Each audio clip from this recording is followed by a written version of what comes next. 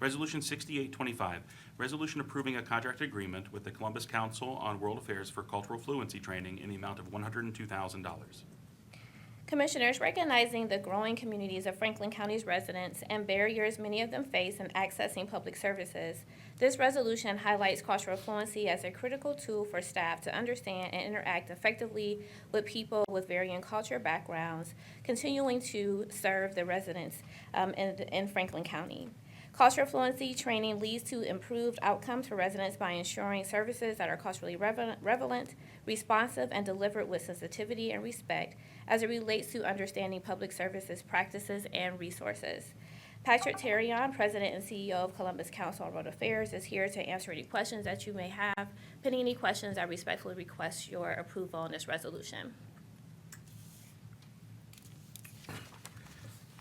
The only thing, Madam President, the only thing I would add here is that, given a lot of the recent policies from the administration, I think the timeliness of this work at the local level is so important and critical. And I would just challenge you, Director, to go beyond the things that we're currently doing and to evaluate going forward of what we can do minus the support of the administration. And I know these conversations are happening, but I wanted to say it publicly so that the public knows that that we're trying to figure out the sort of new world order, if you will. It is through our DE&I office that we're sort of charging with the lead to evaluate and assess that, along with our policy team, Kevin Pengrass and those who support him. And so I just wanted to emphasize that here because each day there seems to be a new executive order that has local implications. And the federal government can do what they are authorized to do in that concept, but we have to figure out our local role and the use of local resources to support our residents. And there are a lot of folks who are currently in the queue in regarding our settlement houses or settlement agencies. And we've got some real evaluation to do at the local level to figure it out. So I'm not sure where this contract fits in the bigger concept of that, but it's in the realm of that. And so I'm looking forward to the continued conversation about our going forward with to support those residents with us. Certainly. Thank you for those comments, Commissioner Boyce. And like you said, those conversations are currently happening. It is not, dead to any of us of what's happening federally and how that is going to impact us locally. So we are strategically planning and looking to meet with all of you on the board to make sure that we are ensuring that we're providing services for our residents every day. Madam President, may I say one? Sure. Thank you. I will say that my office has had at least one meeting with various settlement houses or agencies, and I know my office is listening, so I'd like to have Chelsea or Katie follow up with you from that conversation, and then they're looking for a next conversation, and so I want to bring in a loop and to my staff folks who are listening, make sure that the other commissioner offices, I know they're fully engaged with this conversation, but I don't want to do anything in a vacuum, so we need to make sure that everybody's talking and at the table. So I know the next meeting is working to be scheduled, and we should make sure everybody's in the conversation. Absolutely. Madam President, Crawley. Absolutely. I think. And Director, appreciate all the work that you and your department are doing on this topic. And, while this is all, this whole conversation is, all over the news and, these days, this is a point in time. And, this conversation will continue. This conversation will continue through the coming weeks and the coming months and the coming years. And, this is simply a point in time. And so if you and your staff can just continue your work, continue to keep your head down, continue to do your focus, just continue to focus. This board, will continue our work. We will continue, this county will continue its work. I had a conversation late last week with my colleagues in the large urban counties across the state. We will continue our focus. It is, simply because the administration decides to put a point of emphasis on this topic doesn't mean that we need to stop doing what we're doing and stop our focus. You know, just, and this, you know, this won't change. You know, they put focus on it across the country. It doesn't mean they're going to change the narrative or change the topic completely for everybody. I just saw that Costco and their shareholders voted, you know, to continue their work. And so I think all across the corporate landscape, across the country, you know, folks are going to take into consideration, you know, where they are headed and what they want to do. But, you know, we know what we want to do in Franklin County, so Absolutely. continue your work. Thank you, Commissioner Grady. Madam President, may I take a personal point of privilege at this time? I was going to wait to the end, but if it's up to you, you can make it wait to the end, or I can do it now. Go ahead, we can go ahead and do it now. Okay, thank you, Madam President. I just wanted to say, I mean, I know since we're on D&I, and this is the last resolution, I interject now, and Commissioner O'Grady really triggered my thoughts here. I know most of you saw the media from last week where I was invited by the Veterans Administration to come and speak on Martin Luther King Jr. Day. It wasn't his day, but it had been moved for several reasons that they moved it, the original date. One was Jimmy Carter's passing and reflection and honoring of him. And then so it landed on the day last week in question. And so I was invited months ago to come and deliver the keynote speech to potentially over 1,000 veteran clients, employees, people affiliated, you name it. And 2 hours before the event, I got a call from them saying, we're looking forward to you attending, but wanted to make sure you knew you were not allowed to speak about diversity, equity, and inclusion. And my response was, well, I really believe that diversity, equity, and inclusion is synonymous with MLK Jr. Day. To me, and they had asked me to talk about my own story, and their theme was adversity, a triumph through adversity. And so again, I felt all those things were right up my alley. Those are things I enjoy talking about, especially on Martin Luther King Jr. Day. And so I respectfully declined to participate. And I say that because I think if there was nothing that you picked up from the media coverage and the discussion, it should be this. That discussion needs to happen. You know, whether or not, whatever side you fall in on diversity, equity, and inclusion, we should run toward the conversation, not from it. And so from my standpoint, the difference for me giving that speech today with the requirement that I couldn't say it was that then as an agency, we don't share the same values. And from my standpoint, that's not what I'm going to utilize my time to talk about something that's very important to me for. And so I say that to say, and to to Madam Director here, I really feel like this is an opportunity for Franklin County to lead in this conversation. I think that, and then I got one thing to say to Commissioner O'Grady about this. I really think it's our opportunity to lead. We've done tremendous work, and I've been on this board for 8 years now, and it is night and day. If you did a comparison of the previous years, and I'm not saying it's on me, it's not. It has truly been led by people like Commissioner O'Grady and former Commissioner Marilyn Brown. I can assure you that behind the scenes, they have been as passionate, if not more, about this conversation. And that's why we have the progress. That's why we have a DE&I office. But I want to say this to Commissioner O'Grady. It will be folks like yourself that look like you that will help us make the biggest gain in this conversation. And it has over the last 8 years. I've seen it. Yeah.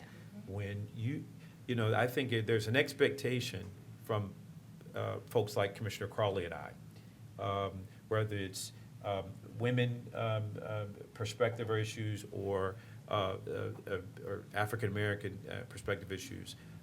There's a level of expectation that comes with, and I embrace that, and I own that as part of it. And I know Commissioner Crawley does too. She's a very vocal advocate. But Commissioner O'Grady, I will say, we've made, I feel like, the most progress in this conversation as an institution, because of folks like you. And I really mean that. I mean that when you peel back the layers and I can't leave out Commissioner Brown, former Commissioner Brown either. When you peel back the layers and the real tough conversations have to be had, and the decisions have to be made, your leadership is even more important than Commissioner Crawley and I. And I think you've stepped up to that plate, and I think you've delivered time and time again. You've been true to the cause, true to the conversation, and embraced this. And I challenge our county as an institution to continue to make the progress even in the face of the challenge of our federal government. You know, I always say that sometimes in politics I feel like I'm swimming against the current with ankle weights on. And we've got to take that attitude. I'm swimming against the current with ankle weights on, but you can best believe I'm going to make it to the other side. You can best believe I'm going to dig deeper and strive harder for that goal. And that's what I challenge us to, where I challenge us all to be in this conversation. You know, it's just beginning. We're a week into the new administration, a week, and the changes are dramatic, and you might agree with some and disagree with others. At the end of the day, what will define us most is our own value set, the things that we say as a community, not what the three commissioners say, or the commissioners and the prosecutor and the auditor, whatnot. It's not what we say. We represent the masses, and that's what representative democracy is. It is, we're you. We are just charged with carrying the conversation of the masses in policy. And if that is the directive of this United States in terms of what our president represents, then it's still our job to represent the community that we're charged to represent. The 1.3 plus million residents that live, work, and play in Central Ohio. And so I say that because I wanted to, one, acknowledge Commissioner Grady and his commitment and work. You don't see it out here as much as we do behind the scenes. And I know there are commissioners around this country, county, the state, like Pete Gherkin, who have been in the trenches in Lucas County, who have been in the trenches and stood up when the time came, and stood for something when the moment was there. And so is Commissioner O'Grady, and so is former Commissioner Brown, and I think it's important for you to know that as we go forward, because I don't think this conversation is going to be easier. I think it's going to get tougher. I think we'll have ankle weights on, and then we'll have arm weights on now, and that's the challenge. But if we, stand strong, prepare, and stay ready, we can get to the other side. It's just going to take the strife that we have to go through to get there. And so Madam President, thank you so much for giving me this moment. There's been so much said. I've had 1,000 interviews for it, and I can't be more proud to represent. And Commissioner Grady texted me and said, I appreciate something to the effect of I appreciate what you're doing, representing us well, and that means a lot because we do this together. We're a team, we're a family, and believe me, it is going to impact each of you. Thank you, Madam President. Absolutely. If I can just add, it was disappointing for me to, because I saw you, in the hallway. She saw me when it was first jumping off, and she was like, "What's up? You all right?" Because I knew that the talk was happening because I'm on the newsletter for Veterans Hospital. I'm a veteran. And so when we think about diversity, equity, and inclusion, it's not just race and gender. And when people hear DEI, what they normally hear is Black people. And it's not. Right. It's not just that, right? So when I think about, y'all know I can get emotional. When I think about our veterans when I think about my father who served in Vietnam, and it didn't matter if you were Black, white, green, blue, or purple, when you came back from Vietnam, you did not have the support. So when you think about veterans now, and we talk often about why veterans don't have the employment and why they're unhoused or how come they can't get employment, and we talk about how what they have in the military doesn't often, their experience and expertise doesn't always translate to a civilian world or civilian terminology, but they still have experience and credentials to do the job in the civilian, that's equity, that's diversity, that's inclusion, that's our veterans. They're impacted by this too. When I think about DEI, we're not just race, gender, and then veterans. It's those who are differently abled and those who have disabilities, who do not see themselves represented as well, right?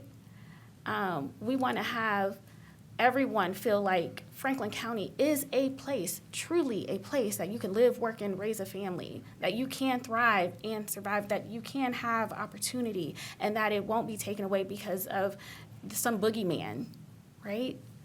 That it is a place where everyone can partake in upward mobility, that opportunities are available to everyone. And so when I think about what happened last week and you not being able to speak to veterans, as a veteran myself, who feels like, also when I came to this board, who got a lot of hate mail, continued to get hate mail because it turned to a majority minority board. Nobody said anything before you got here. You're the first African-American person of color to sit at this board. It took 220 years. I said this at Prosecutor Favor swearing in. 220 years. This county was founded in 1803. It's in the back of the room. I didn't get here till 220 years later. Nobody, I'm sure, and if all of the commissioners prior to me got hate mail because of what they look like, I would love to see it and read it. I don't know that anybody said anything about that until I came, and then it changed. It changed to a board, only because I'm Black and I'm a female. But representation matters. Mm-hmm. I bring a whole different perspective than my colleagues here for being a female, being a woman, then a woman of color who happens to be a woman of color, who happens to also be a veteran. Mm-hmm. Those things are, different in and of itself, and then also makes me the person that I am today for those experiences. And I bring those voices with me. I bring women of color, and I bring veterans' voices. You all bring unique perspectives too. That's what makes us a great board. That's what makes us a great county. And so we will continue to forge ahead. I said this when I became the president, ending last year and beginning this year, that it was not going to be easy. Mm-hmm. But we will be committed to our priorities and to our initiatives, and we will do it with ease. We will do it with ease, but it will not be easy. But it will take our collective voices, and it will take I hate to put the responsibility on Commissioner O'Grady, but it will be those like Commissioner O'Grady and others that look just like him that will have to be to help carry the water with us. And I don't like to say ally, because I see sometimes when we say allies, and then when it's time for our allies to be there, they're not there. I like to say co-conspirators. Right.